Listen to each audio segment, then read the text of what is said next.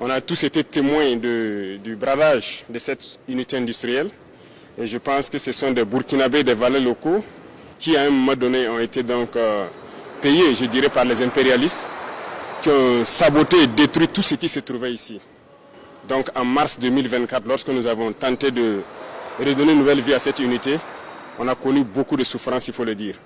Et tout le long du parcours, ça a été des péripéties.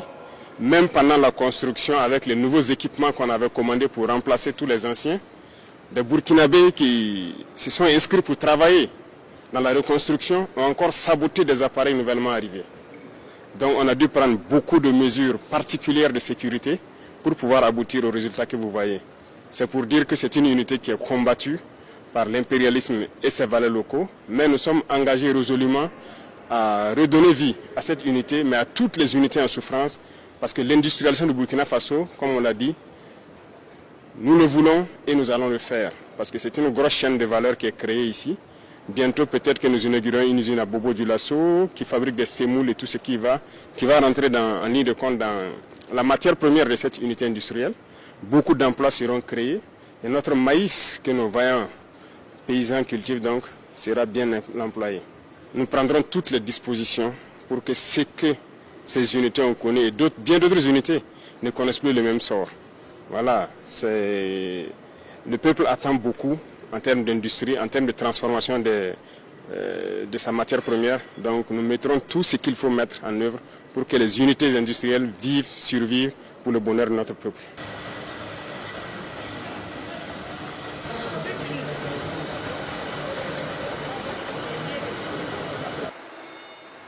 L'image du jour à retenir à Silmessin, à la porte d'entrée de Komsilga, la société Nouvelle Brasserie du Faso. Après 17 Faso va bien au-delà d'une simple usine. Elle est le symbole du développement de l'économie nationale, d'une vision endogène et souveraine vers la prospérité.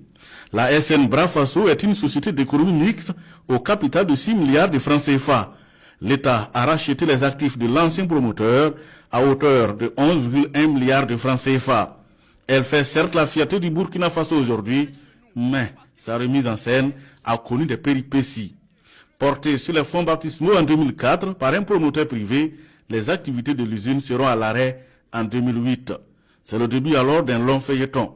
Elle a vite connu des difficultés qui ont conduit à sa fermeture en 2008. Bra Faso, ou ce qu'il en restait, a été racheté par l'État en 2012 à plus de 40 milliards de francs CFA pour une relance de sa production. Relance qui n'aura véritablement jamais lieu du fait de la perfidie de multinationales et de la furie des intérêts impérialistes. Dès lors, les machines sont à l'arrêt et il a fallu attendre 13 longues années après le rachat pour que le capitaine Ibrahim Traoré instruise, et je cite, « La réhabilitation et la mise en marche de cette unité industrielle doit se faire dans un délai rapide. » Il a fallu l'avènement de la RPP, la révolution progressiste populaire, portée par le capitaine Ibrahim Traoré, pour remettre les pendules à l'heure à travers d'importantes mesures. La mise en marche de l'usine a été menée avec une efficacité révolutionnaire, ce qui a permis de transformer un projet ambitieux, jadis impossible, en une réalité tangible.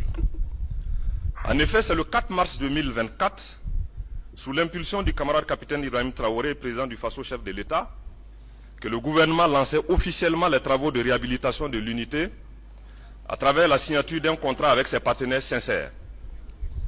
Le 31 décembre 2024, le Conseil des ministres a pris une décision forte en procédant à la création officielle de la société SN Bra Faso.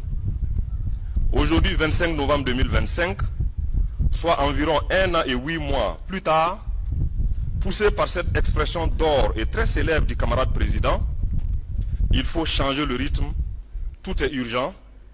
Le rythme a été accéléré nuit et jour en Chine et au Burkina Faso, et nous voici au lancement officiel des activités de la société.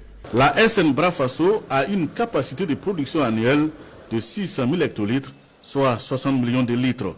Elle offre des centaines d'emplois permanents, des milliers d'emplois temporaires. Elle va contribuer à valoriser les matières premières locales, à réduire la dépendance du Burkina vis-à-vis des importations de boissons renforcer le rayonnement économique au plan régional et international et va stimuler un écosystème industriel dans le domaine de l'agroalimentaire. En attendant la production très prochaine de la sucrerie et de l'eau, elle met déjà sur le marché 2 produits de bière, Bras Faso et Bras Fort.